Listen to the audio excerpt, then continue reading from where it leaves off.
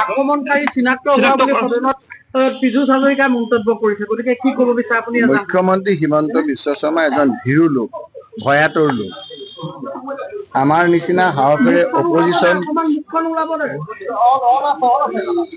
Opposition কৰি কেতিয়াবা দেখক, শাসনত আছেতো, ক্ষমতাই মূৰত ধৰিছে, তেওঁৰ উদ্ভণ্ডালি ইমান পৰ্যন্ত আহিছে, অপৰাধীৰ লগত ডাইৰেক্ট কথা পাতে।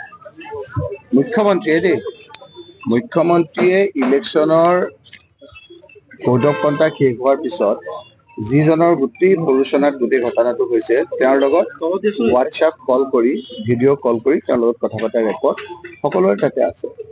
তেওঁ এজন নিজেই ক্ৰিমিনেল, গতিকে সেই মানুহখিনিৰ লগত মই প্ৰায় আপোনাৰ মই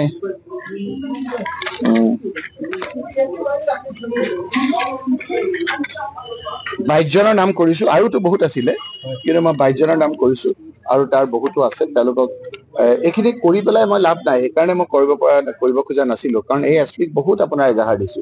কিন্তু মোক দিল্লীৰ পৰাও ক'লে যে এজাহাৰখন দি ৰেকৰ্ডটো ৰাখ, সদায় দিন নাযায়, আমি এই পাতবিলাক ওলোটাই চাম, আজিৰ তাৰিখটো কেৱল মনত ৰাখিবা। মই ডায়েৰীত গৈ কথাবিলাক লিখি ৰাখিম, এইখন পেষ্ট কৰি ৰাখিম, এটা এটাকৈ ইয়াৰ আমি বিচাৰ নিশ্চয় ৰাইজে ল'ব।